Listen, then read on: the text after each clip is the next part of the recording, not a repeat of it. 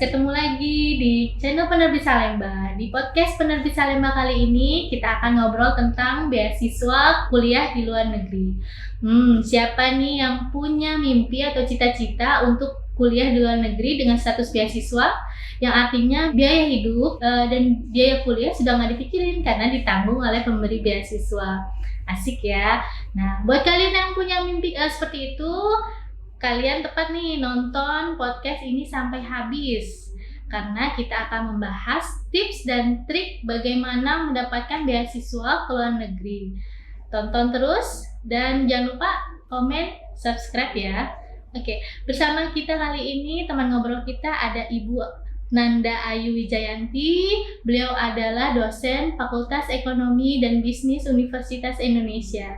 Selamat datang Ibu Nanda. Terima kasih sudah datang di podcast kami. Halo, salam kenal readers. Ya, Ibu Nanda ini adalah penerima beasiswa 2 kali loh, bukan cuma sekali. Ya Bu ya, betul? Ya. Yang pertama S1-nya di Indonesia, S2-nya di Korea, Sejong University. Keren ya, annyeonghaseyo Ibu. Lalu yang S3-nya di Western Michigan. Western Michigan di Amerika Serikat. Keren ya. Kita beruntung nih kali ini kedatangan dengan Ibu Nanda. Kita akan minta tips dan trik bagaimana mendapatkan beasiswa ya Bu ya. Oke. Ibu waktu itu dapat beasiswanya dari mana aja nih Bu? Terus beasiswanya komponennya terdiri dari apa aja? Jadi kalau beasiswa saya pada saat saya S2 itu saya dari Korindo Foundation, jadi itu yayasan di bawah salah satu perusahaan Korea yang ada di Indonesia. Sedangkan pada saat S3 saya dapatnya dari USAID. Ini juga salah satu organisasi di bawah pemerintah Amerika. Terus kalau tadi beasiswanya terdiri dari apa aja ya? Jadi kebetulan saya dapat yang di cover semuanya, baik itu dari biaya hidup, dari perjalanan saya ya, yang bisa perjalanan dari satu kali ke ke tempat tujuan sampai sama satu kali pulang. Jadi kalau di antara itu liburan ya nggak akan dapat. Terus berikutnya biaya hidup, terus ya biaya sekolah, biaya beli buku, kemudian itu aja sih. Waktu itu tunjangan keluarga sih nggak ada ininya. Asik ya Bu ya, dapat beasiswa biaya kuliah dan tunjangan hidup ya. Waktu itu dapat informasi beasiswanya dari mana Bu? Nah kebetulan saya pas itu kan saya udah ngajar di UI ya. Pas waktu sebelum saya S2 kan saya jadi asisten dosen dan saya dapat informasi itu sebenarnya dari UI udah ada, tapi yang waktu itu yang kasih tahu sih teman saya juga kebetulan asisten dosen, dia udah terima beasiswa itu dan sudah berangkat ke Korea. Itu yang kalau pas waktu saya S2. Sedangkan kalau yang S3 saya juga dapat informasinya dari UI. Jadi di situ emang ada bukaan beasiswa dari USAID ya, ini khusus hanya untuk beberapa universitas, jadi kayak UI, UGM, ITB, Unpad gitu, dan ada beberapa kementerian lainnya. Jadi ya semuanya dari UI sih Mbak ininya. Ya, kalau Ibu kan tadi dari UI-nya ya dapat informasi. Nah, kalau bagi mahasiswa yang lain nih, orang luar gitu ya, banyak juga tuh yang googling di internet gitu, pemberi beasiswa luar negeri itu. Saya juga pernah googling, itu banyak sekali macamnya. Waktu itu Ibu punya saran nggak gimana supaya kita yang pencari beasiswa ini tahu mana beasiswa yang pas untuk kita, atau justru yang paling diminati gitu? Kita ngeliat dari yang paling diminati di Indonesia. Kalau beasiswa yang paling diminati di Indonesia mungkin kalau saat ini mungkin ya LPDP itu kali ya Mbak ya, karena kan LPDP kan yang punya kan pemerintah kita sendiri gitu kan ya. Kalau dulu mungkin kan karena di saat saya pas waktu saya S2 sama S3 itu kan belum ada ya si LPDP ini kan. Jadinya mungkin kalau dulu yang paling diminati itu ada itu namanya OSAID gitu ya. Itu saya dulu juga pernah itu ngelamar gitu tadi ya. Tapi di interview saya gagal gitu. Terus kemudian saya dapat yang di Korea itu. Terus kalau untuk menentukan yang paling pas mungkin yang ya maksudnya kita kembalikan lagi ke diri kita kan, pengen ngambil apa sih, mau sekolah apa gitu. Kan terkadang kan ada juga yang ini nggak mau sekolah di, misalkan ada apa dulu teman saya nggak mau sekolah di Amerika gitu kan. Ribet gitu, nggak cuma TOEFL doang, harus ada GRE atau GMAT gitu misalnya. Jadi maunya ini misalkan milih di Inggris gitu, kuliahnya cepet. Nah itu sih sebenarnya paling pas ya, pasti akan dikembalikan ke diri kita mau nyari apa gitu kan, mau sekolah ngambil apa, karena kan masing-masing negara ini kan dia akan menawarkan ya, maksudnya inilah ada negara yang memang dia kuat misalkan di satu ini ya, satu bidang gitu kan, terus mungkin negara lain ya dia kuat di bidang yang lain gitu, atau mungkin mau dilihat mau sistem pendidikannya gitu, ada yang misalkan saya nyari yang cuman kuliah aja nggak usah ada misalkan tesis gitu kan, ya itu kan juga bisa ya. Jadi saya sih bilang kalau misalnya yang paling pas ya otomatis ya dia tanya pada diri sendiri gitu, mau ngapain nih gitu ke depannya gitu. Terus apakah nanti misalkan nggak mau, karena kan setiap bidang ya, kebetulan saya kan di ini ya di akuntansi gitu kan, mungkin saya akan cocok kalau misalnya nyari sekolah bisnis yang nggak pakai tesis gitu kan. Tapi kan mungkin ada yang bidangnya teknik gitu kan, di teknik itu kadang kan ya memang harus bikin karya akhir gitu kan, harus itu maksudnya itu setara dengan tesis gitu. Jadi ya otomatis ya itu juga harus dipertimbangkan juga gitu sih Mbak. Jadi kita juga harus teliti ya sebelum melamar beasiswa, kita harus teliti dulu komponen-komponen beasiswanya apa, terus syarat gitu, yang paling pas sama kita ya. Selain melihat dari komponen beasiswa, googling apa aja sih Bu yang perlu kita siapkan gitu, karena pasti bukan cuma itu ya, pasti ada persiapan dokumen, persiapan yang lain-lain lah gitu. Nah itu apa saja nih Bu yang perlu? Oke, ya mungkin yang harus dipersiapkan pasti kan setiap pemberi beasiswa itu akan ngasih ya, maksudnya dokumen apa aja yang dibutuhkan gitu kan. Terus maksudnya tes apa aja sebelum kita melamar itu. Ya maksud saya tes itu kan sebenarnya terkait sama dokumen tadi ya. Atau ada misalkan TOEFL atau IELTS, setelah GRE atau GMAT gitu misalkan. Tapi ada yang penting juga sih adalah terkait biasanya bikin esai ya. Esai ini ya terkait motivation letter atau ya personal statement lah. Artinya kan kenapa sih kok maksudnya kita yang harus dapat beasiswa itu gitu. Kenapa kok kita pantas gitu. Itu sih terkadang itu yang mungkin yang kunci untuk menuju tahapan selanjutnya. Jadi biasanya kan kalau beasiswa itu kan tahapannya gini ya, kan kita masukin aplikasi kan administrasi ya, jadi akan ada seleksi administrasi. Seleksi administrasi ini sangat menentukan gitu, karena kan dari ribuan yang daftar pasti kan cuman beberapa ya kan yang akan masuk ke tahapan interview kan.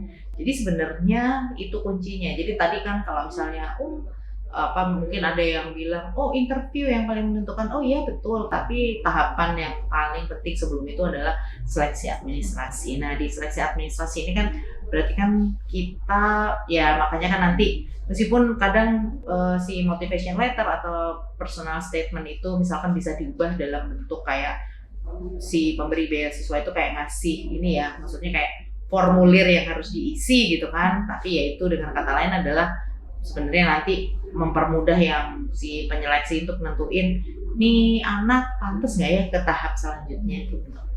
Karena emang sebagian besar atau hampir seluruhnya ya itu mensyaratkan esai dalam bentuk motivation letter ataupun personal statement itu ya.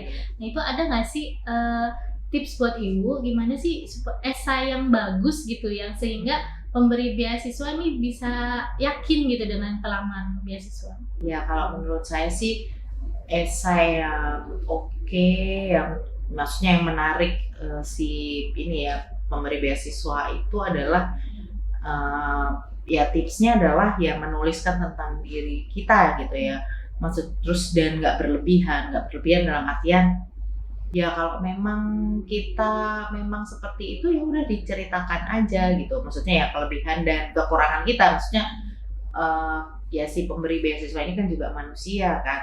Ketika kita bercerita yang isinya bagaikan kita malaikat, tidak pernah ada kekurangan, ya pasti kan dia aduh ngapain ini gitu kan. Jadi ya artinya bagaimana kita semacam menjual diri kita, tapi ya kita juga menceritakan ya kita punya keterbatasan, ya kita manusia biasa gitu kan. Itu sih, jadi kalau dibilang tipsnya apa, ya pada saat menulis ya jangan terlalu lebay, ya jadi tuliskan ya, maksudnya jadi diri sendiri gitu. Visi ke depan perlu nggak disebut? Ya karena ya maksudnya kan menjadi diri sendiri itu kan artinya kan kita akan berkaca, ya kita sekarang ngapain, terus kita mau ngapain sih beberapa tahun ke depan gitu kan. Itu kan si pemberi beasiswa kan pengen tahu kan, nih anak layak nggak ya, dia mau ngapain nih ke depan, ngapain kok kita harus kasih beasiswa dia mau ngambil kuliah ini gitu kan. Oh karena dia ke depannya mau jadi ini loh, makanya ketika dia mau jadi ini dia butuh tahu tentang ini, kenapa harus dia akhirnya mau melamar beasiswa ini gitu. Jadi di essay itu tergambar seberapa kita mengenal diri kita ya, terus juga kita seberapa kita tahu apa yang kita mau gitu ke depannya, itu ya. Mungkin itu ya sedikit tips ya. Kalau dari segi prestasi nih, kan ada juga kurikulum vitae. Harusnya kita punya segudang prestasi untuk bisa diterima sebagai penerima beasiswa gitu. Perlu nggak sih, atau itu nggak terlalu penting gitu? Ya mungkin kalau menurut saya itu penting, nggak penting dalam artian gini, kan terkadang suka ada ya dia prestasinya katakanlah ya, maksudnya prestasi kalau misalkan saya lulus S1 terus mau ngelamar beasiswa untuk S2 gitu kan, berarti ya konteks prestasinya ya udah yang deket-deket itu dong. Nah mungkin saya ceritakan, terkadang soalnya suka ada yang cerita misalkan prestasi SMP gitu, atau prestasi pas dia zaman SD, lah itu kan udah nggak relevan lagi ya. Terus ya itu juga penting, ya maksudnya tadi ya, maksudnya saya bilang kalau konteksnya adalah ini ya, maksudnya dekat dengan waktu ya, maksudnya waktu yang kita mau ngelamar itu ya udah disampaikan aja sih ininya, prestasi yang masih relevan ya, yang masih relevan ya, ini ya maksudnya ya, dengan pas waktu ya, maksudnya di sini kan si CV ini kan adalah untuk mendukung kita kan, mendukung kalau ini loh saya ini memang layak, saya ini bisa seperti ini gitu. Karena kan kadang apakah ini misalkan prestasi ini juaranya nih, ya bisa aja gitu ditampilkan. Jadi kan si pemberi beasiswa kan bisa, oh iya dia nanti kan akan jadi duta Indonesia nih. Jadi kan kalau di sana, oh dia bisa menyanyikan lagu Indonesia gitu misalnya. Jadi itu bisa juga menjadi nilai tambah. Jadi boleh dicantumkan asal tidak terlalu berlebihan ya. Yang relevan aja gitu.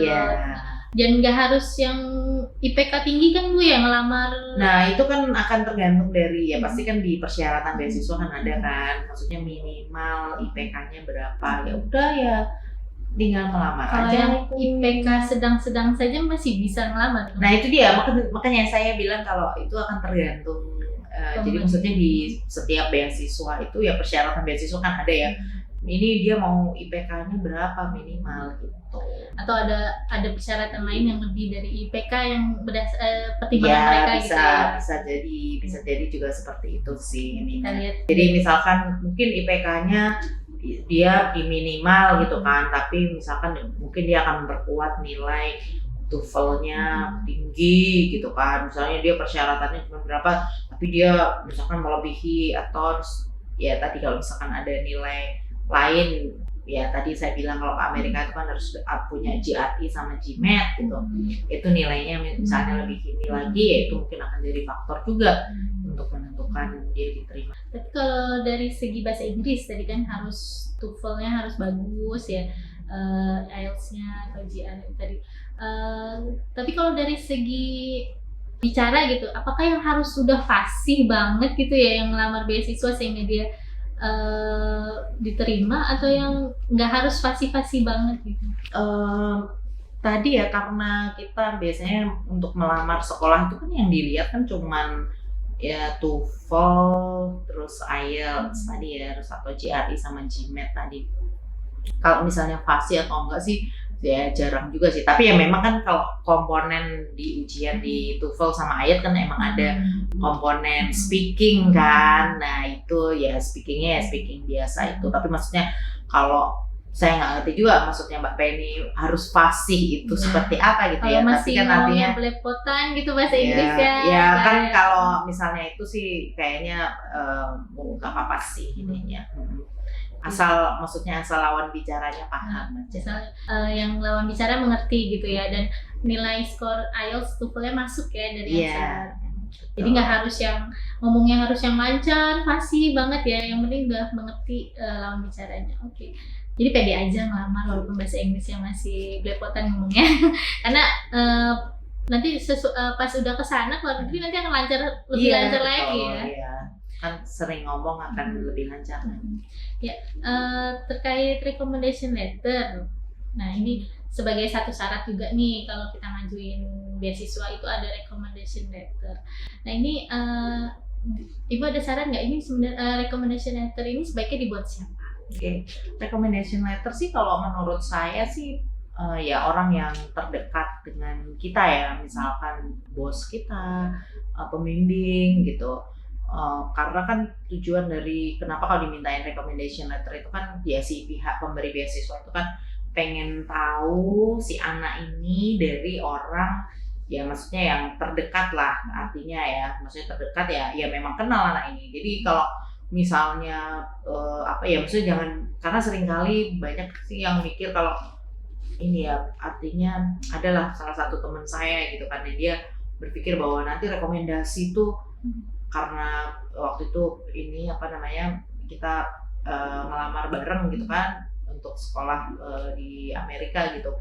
Nah, dipikir wah rekomendasi kalau yang kasih si siapa katakanlah presiden atau menteri mungkin akan diterima gitu, ternyata enggak gitu ya, karena kan karena apa ya, karena mungkin kebetulan ya teman saya dosen, terus dia minta rekomendasinya kan terlalu jauh, ini ada hubungan apa gitu kan, pasti si pemberi beasiswa kan melihatnya seperti itu ya, maksudnya kan nggak ada hubungan pekerjaan atau nggak ada hubungan terkait akademis gitu ya kan. Kalau tadi bosnya kan berarti oh ya dia tahu anak ini cara kerjanya gimana gitu kan, berarti ya itu relevan dong dengan rekomendasinya gitu.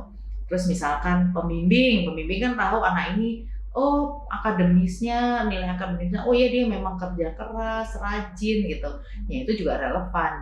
Jadi yang saya tangkap ini berarti pemberi recommendation letter ini adalah atasan kita, tapi yang masih tidak terlalu jauh ya jabatannya, yang mengenal baik kita karena kedekatannya tersebut. Baik, berarti bukan paling tinggi jabatannya, tapi yang paling dekat dengan kita. Oke.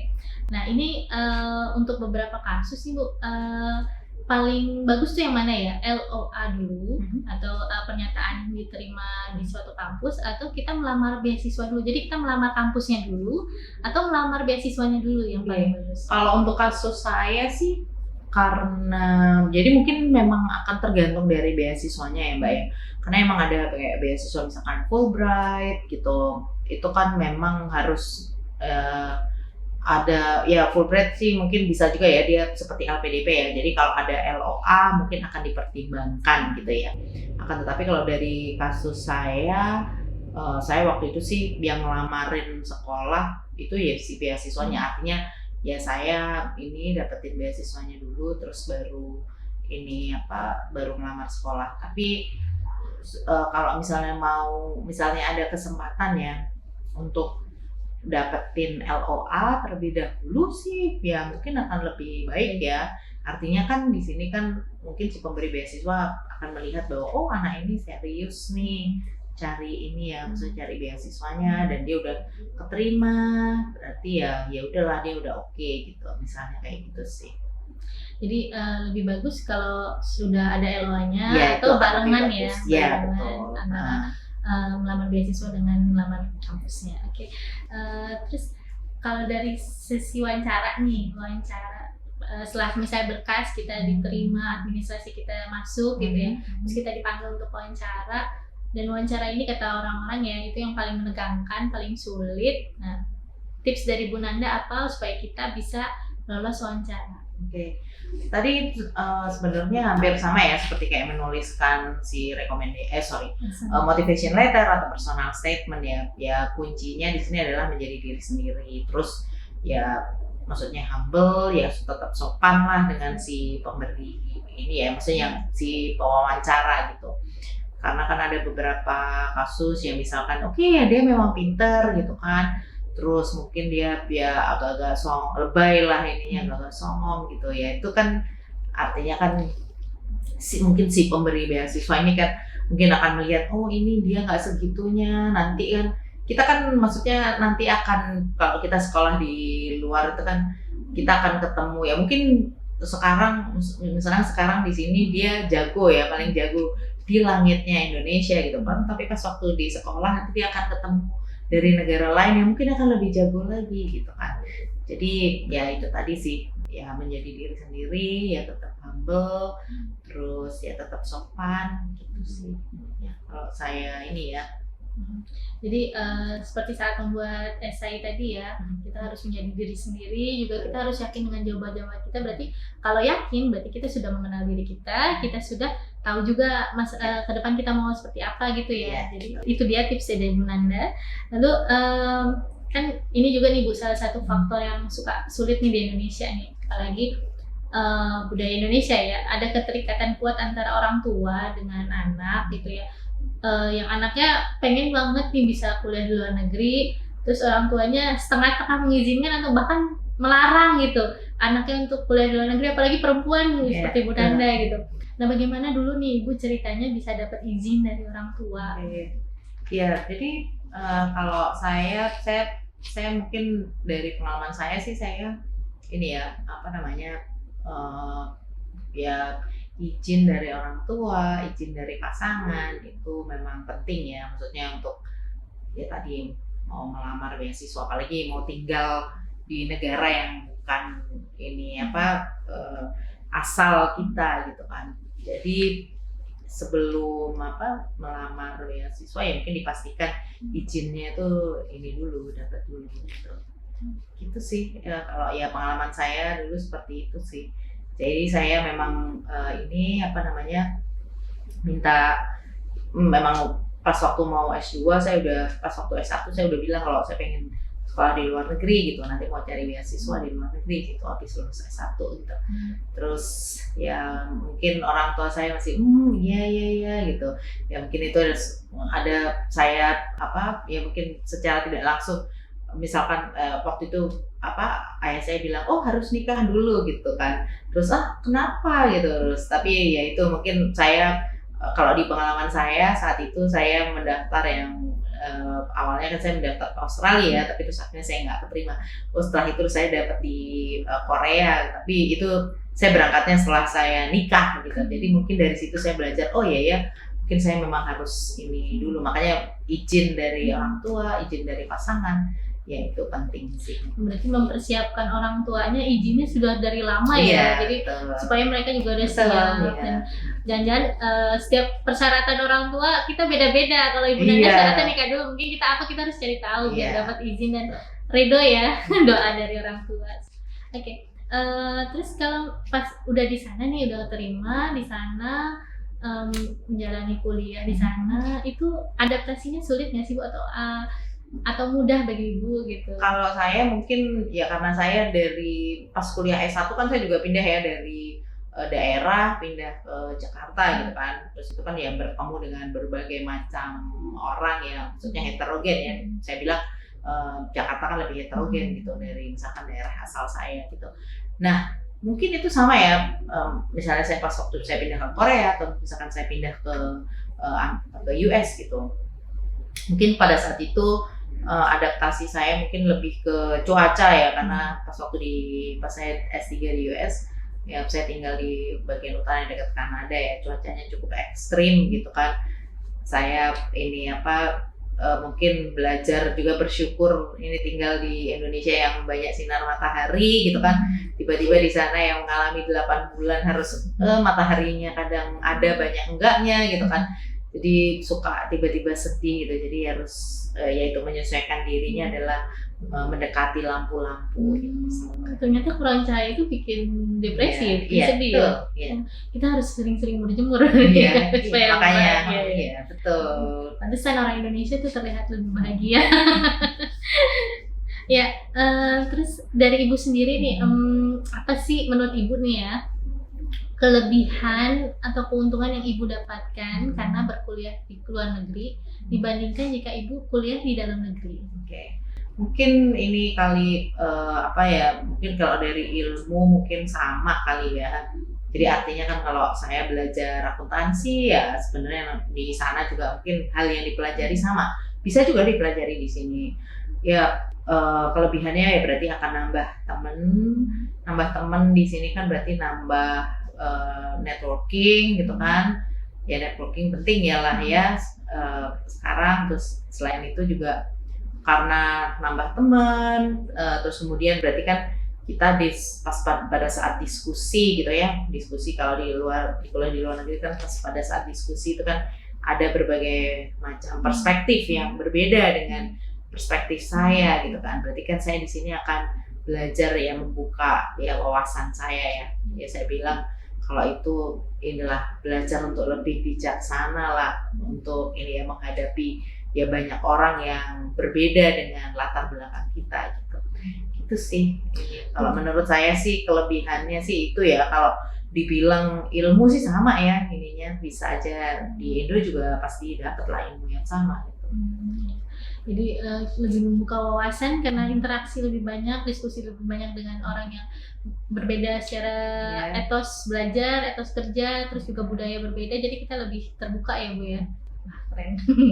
Nah ini salah satu manfaat dari kuliah di luar negeri. Dan menurut Ibu semua orang punya peluang yang sama nggak sih untuk menyemangati nih teman-teman kita yang sedang mencari beasiswa? Harus yakin ke diri untuk dapat beasiswa tuh apakah semua orang memiliki peluang yang sama atau cuma dari kampus-kampus yang ternama gitu yang punya peluang tinggi atau sebenarnya semua orang punya peluang yang sama?